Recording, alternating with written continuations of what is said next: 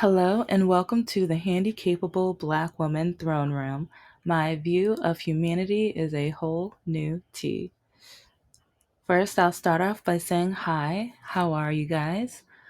I am the Handicapable Black Woman, and I talk everything and anything political, especially, but dating nightmares, which leads back to politics and even misogyny, feminism, and all of that stuff. All of the things most people don't think about while dating, yeah, I talk about with dating nightmares. Also, I spill the tea of my life, either going to be a lot of work stories, which on the Nerd channel, I'm going to start doing my marketing and advertising lessons over there because, yeah, I've learned don't put so much energy when people don't care. It's like, why? And my last semester, like one of my classes, because almost every semester I try to give like like presents, but not like not gifts, but like since I've learned a lot about investing and how to make my future better and things like that, I have a list of like 80 to 100 investment sites or ways where like you can either make streams of income for your business or stocks investing in various different ways.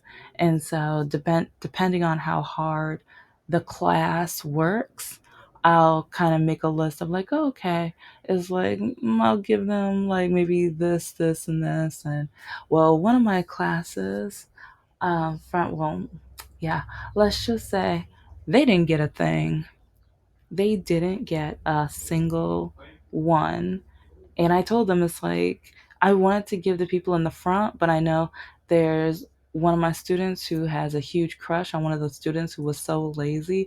And even she would tell me how lazy this student was and how ridiculous he was. And he was one of the most disrespectful. Like I've mentioned, like some of the students called me Professor Cripple. He was one of them.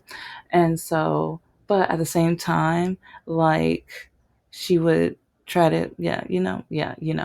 But so part of me just felt like even if I offered part of the class, but then some part of the class is not going to think that's fair. But then it was funny because I didn't give it to any of them, and some of the lazy students were the ones that complained. And I'm just like, you didn't work for it. Like you didn't. I gave you so much valuable information in this class, and you decided to like text and talk or skip class or do anything and everything to not engage. But now that it's time, the end of class, you are telling me that I am supposed to give you a reward for not doing absolutely anything. No, no, it's like, so yeah, it's like where they're probably gonna go around saying I'm the worst professor ever, and you know what? I'll get over it. They can call me that because it's like I know as a, like it's really funny how some of my best friends are my old bosses when I did promotional modeling. And I just spoke to one of them last week to get ready for one of the projects that I'm working on. I needed some advice and stuff like that. And we ended up talking for like almost 3 hours. Literally, just actually, it was over 3 hours because he needed me to let him go for a few minutes because he had to finish up a document or whatever. But then he called me back, and then the next time it was literally just missing 3 hours. And I mean, we were talking business, life, just like just family and just everything. But it's just really funny how I know I do my job. I know I work hard. And I think that's one reason why I am doing this channel and working on all of my projects. A lot of people think I've been told that people with disabilities, they're just lazy and they don't want to do anything. They just want to take money from the government. Um, Nah, it's like even when I was in so much pain Before I wasn't even diagnosed because doctors said the pain was in my head. I was still working my tush off. Like, disability does not mean that we are limited emotionally, physically, or anything like that. Having a disability does not mean that we are less worthy or worthless. And I learned that a lot from my last few semesters at the community college. They thought I was worthless, and they thought that I must not know anything because I I've even had some racism. Like, I've had a certain group of type of young men, like, literally, like, say some either fried chicken jokes, or while we're talking about restaurants and what makes them stand out. And, like, I remember one time I was talking about Eminem and his spaghetti restaurant in downtown Detroit, and how it was amazing and perfect because he matched it with his music, but then he has like fandom because of everyone knows 8 Mile and everything. But yeah, I stopped using that as an example because normally I certain students would turn that into a racism thing, either about me or just black people, period. And I'm just like, okay, um, I'm not going to get fired, or I'm not going to lose my dignity, identity for the lowball comments from some of these students, the ignorant students. And but at the same time, it shows why we need to teach about diversity, equity, and inclusion. Because I keep running. I was like, well, I kept running into students that were so ignorant, everything. But now I can say I I I kept because I'm not teaching that way anymore. I'm gonna be boring. And that bores me because I don't know, it just gets really frustrating and annoying because I've had to cancel so many different activities. There's even a activity that it relates to advertising that I love doing, especially around Easter, because I it's kind of like an Easter egg hunt, but advertising wise. I was like, it's kind of scavenger hunt, but it's like students have to find like eggs around the building or around like the hall and everything, and they give different hints with the vocabulary words. And so it's like the students have to fill them out, and then they have to connect it with the business, but that means they have to pay attention in class, because I'll have a list of the businesses and a list of the keywords, and students would have to match them up. And some groups, they sneak off or try to flirt and act up with other groups so they can copy their answers, because sometimes I'm like, how did you get these answers? And then I find out, oh, yeah, the quote unquote hot guy in the class went over to the girls that he knows flirt with him, and they got all the answers from them.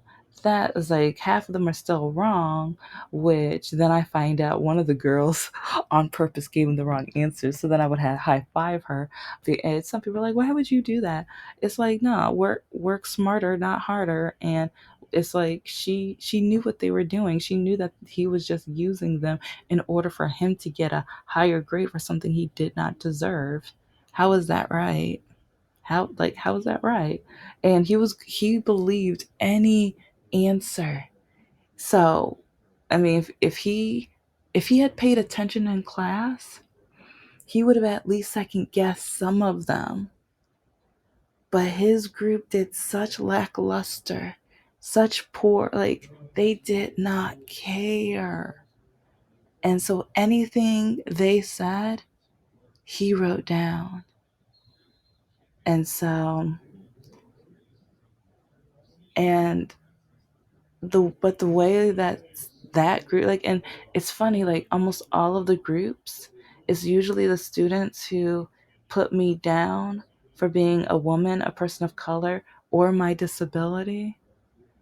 They're the ones who don't pay attention. They're the ones who think my class is a waste. But then it's the students who see me as a human being, and they see like I'm very giddy. It's like one reason why I understand like Kamala Harris, her laugh, her just happiness and everything, because like I'm literally a very bubbly person.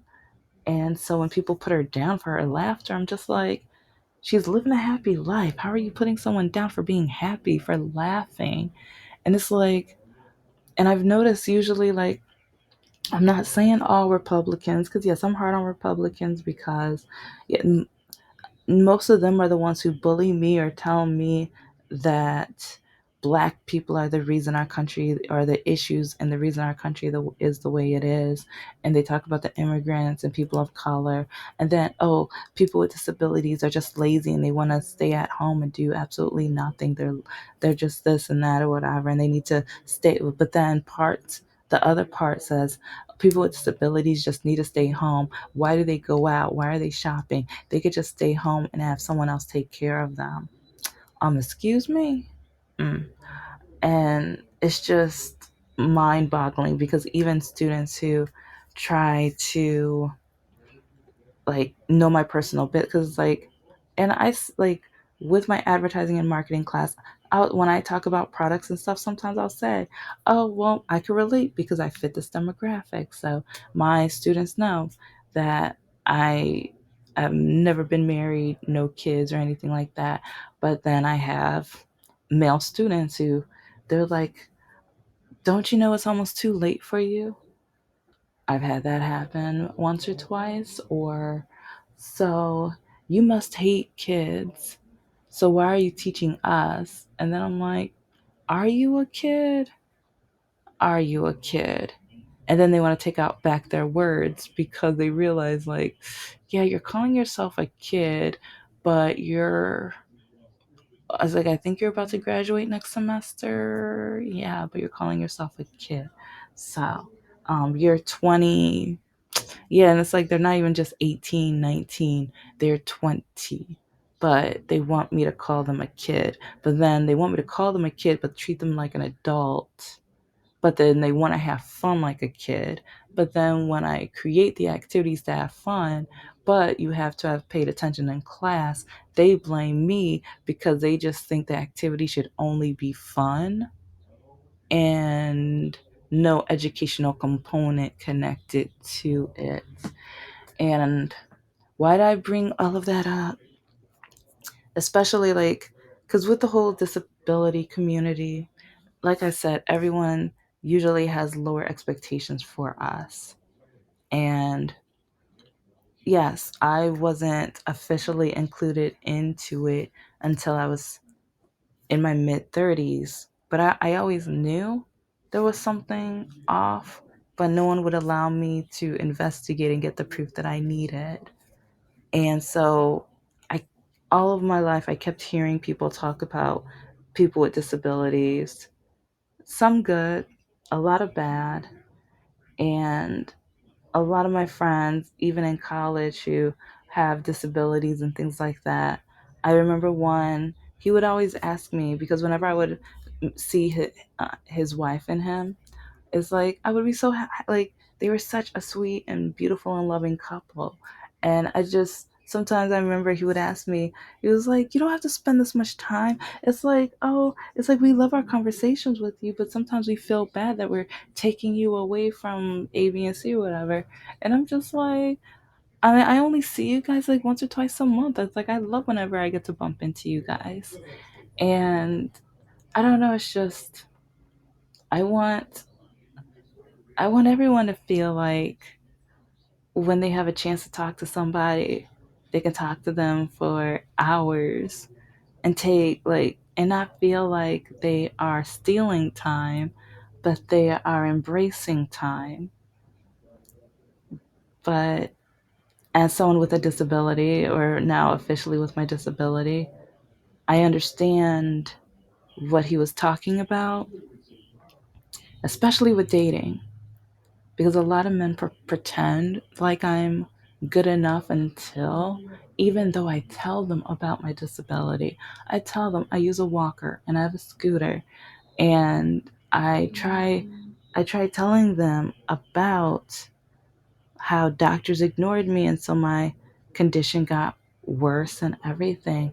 But then they don't listen and they ignore. But then when they meet me, they blame me.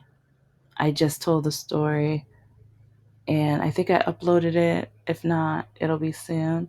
But one gentleman who he also has a disability, he's on the spectrum, but for 2 or 3 months, we were like during like right near the end of COVID or whatever, is like just getting to know each other, talking with each other. But and he kept saying, "You're so beautiful. You have no business being single. It's like you're amazing. I'm gonna make you my girlfriend." It's all of this stuff.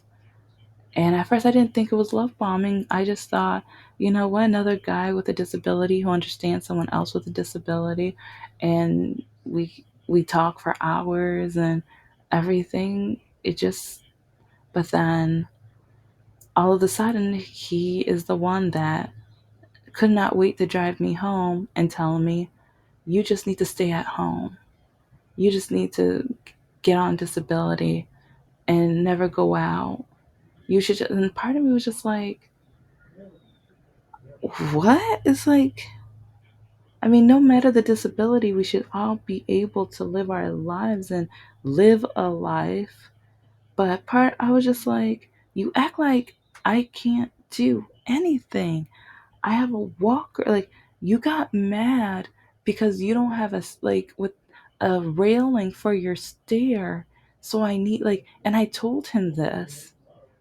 I told him all about, like, okay, like if we do head to your house, I was like, do you have a railing for the stairs? Do you have this? I just want to make sure because I want to be as independent, but I might need your help.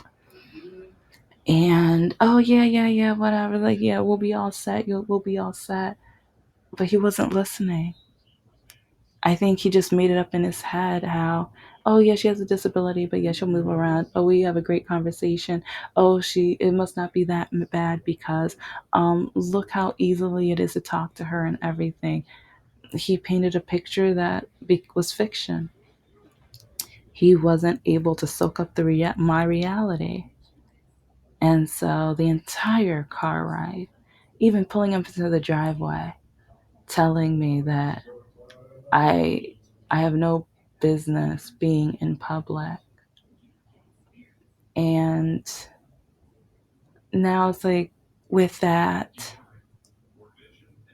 hmm, when I was watching the DNC like convention, everything, when I saw how happy and proud Gus was for his father, it's like, cause I watched the whole thing, but like throughout it, watching his huge, beautiful smile, his eyes light up. His eyes were lit up at his father, looking at how proud this young man is. It's like, I know, okay, he's an older boy because he's 17, but he's about to be a young man, a brand new man. And just like when he stood up and said, "I love you, Dad. That's my dad." It was beautiful. And to some, they want to pick on him. Some want to say that's not a man or that's not masculine. And I think that's one reason why on dating apps, if I don't see a guy smile, I swipe left. I it's like I can't stand when I can't see a man smile because sometimes I wonder, like, is he happy? Can he be happy? Does he laugh at jokes? It's like, it's a picture. Like, normally at pictures, you're supposed to say cheese and have a smile, but he has no smile. And but then when you look at Gus, and oh, I'll show you samples too. I got receipts. I got receipts. But when you see Gus, he was lit up with happiness, emotions, tears. And I mean, I have a lot of male family members, and like when they like when they're boys cried when they were younger. You better stop crying. That's not a man. That's not a no. Men don't cry. Um, Maybe that's why your wife whispers to me, "You're so lucky you're not married. Never get married. Don't make the same mistake I do." Maybe it's because you have no emotions. Maybe it's because your father told you that horrific statement. Men should be able to be emotional. Men should be able to laugh, cry, be just, and yet have. There's moments where you're angry, but control the anger. Oh, so many have mantrums, but I feel like if they were allowed to be happy and giddy sometimes, and it not be assumed that they are certain labels, I'll say, it's like we should all be able to have an array of emotions and show several sides of us. Why look two dimensional when we should just look as just amazing and wonderful and beautiful as possible and layered? It's like I kind of think of it like having a stew full of seasonings.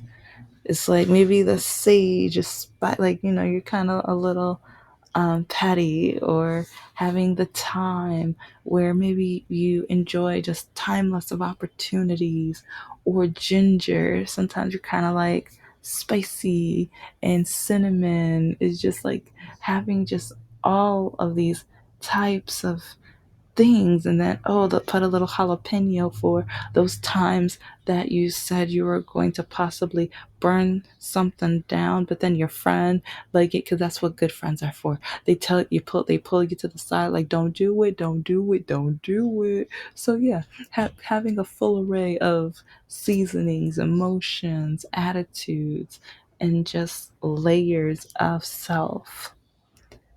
Don't just have like, being a man is not just being a stiff person of low variety. No, I cringe at that. And yes, Mr. Lockakey trapped me into a relationship with him, but one thing I adored, he had, I mean, it was a very loud laugh, but he always laughed. He laughed a lot, and he was always out there to have fun, but he was always ready to laugh. And Mr. No, now that I think about it, Mr. No Heart, I gave him the perfect code name because he didn't really laugh much, at least not around. I mean, he laughed at my jokes sometimes, but not really. He was a lot more tamed in personality than Mr. Lakaki. Maybe it was because Lakaki was always on some candy and you didn't ever know which kind of candy until it was almost too late or whatever. But yeah, they're very different but very much the same. But what is a man? What is masculinity? Let me know in the messages below. And some people even want to say, oh, well, he has a disability. What's having a disability have to do with having emotions? And you know what? Yes, he has a disability, but at the same time, I think it would have been beautiful either way. It's like, once I have kids, if I could ever have a moment, like if I have a son, if I could ever have a moment like that with my son, if I could ever make him that proud of me, oh my gosh, like, oh, that would be like mommy of the decade, the year, the century. But just know that he was glowing, and just, you could tell he has such a beautiful, pure heart, like his father. It's like, I can tell that he was raised in such an amazing way. And even the way, like, I mean, I saw like Hope and his mom's reaction at first. They're like, oh, oh. And then they were like, you know what? Yeah, do you, boo. Baby, like, yeah, baby. You smile, you laugh, you have your moment, you have your time. You're proud of your father. It's like they know him and they let him embrace himself. And I love that because it's beautiful and it's amazing. Emotions are beautiful. Being emotional should be beautiful, except when you're having a temper tantrum, mantrum, or like when you're allowed to be angry, but anger should only go so far. And with certain people, they turn anger into bullying, into jealousy, into hatred. And sometimes I wonder, are some people picking on Gus because they're jealous of the family connection, of how freeing and how liberated he is with his emotions, that he's not ashamed to let them out? Are some people ashamed that they do not feel like they are as capable or able to do so? But all I have to say is, Gus, oh my gosh. It's like if I could ever even be an auntie to someone like you, oh my gosh, I would love it. And you have such a pure, amazing heart. And your smile is so amazing, pure, and just golden. I love it. And I wish there were more young men like you. If I could ever have someone like you in my classroom, oh my gosh, we would have so much fun with some of the topics. But just know I'm in your corner, and I'm so proud of how brave you are with opening yourself up to the world and showing how proud you are of your father. And I know your father is proud of you, because when you were on stage with your father, like the way he was holding your hand and the way you guys embrace and talk, it was beautiful. I applaud, like, I applaud it so much, and I love it so much. But you guys know what time it is. Thank you for listening to the Handicapable Black Woman Throne Room. I am a woman, I am of color, and I am handicapable. But most importantly, I am human, and you're human too. And everyone should be allowed to open themselves up, to talk, embrace, be emotional, show who they are, how they are, without being ashamed. Male, female, with a disability, without a disability. It shouldn't matter. And if you feel like you should have the right to bully someone just for being different, being unique, being who they want to be, then you are the one that should be ashamed of themselves, or you maybe are the one who has issues with being your true self. Maybe you are scared that if you are the person that you want to be, maybe you need to back up a little bit. Because in my classroom, I've had students who are exactly who they want to be. And then students either take advantage, like I said earlier, trying to take answers or try to, yeah, it's a shame. It's awful. But then students also, they see me as a minority of a minority of a minority, being a female with being a person of color with a disability. Oh, they see me as prey. They want to bully me like no other, but they don't realize I'm petty. Because let's just say, I always need names for my villains. I always need names for my villains. And they helped me with that. But you guys take care. See you next time.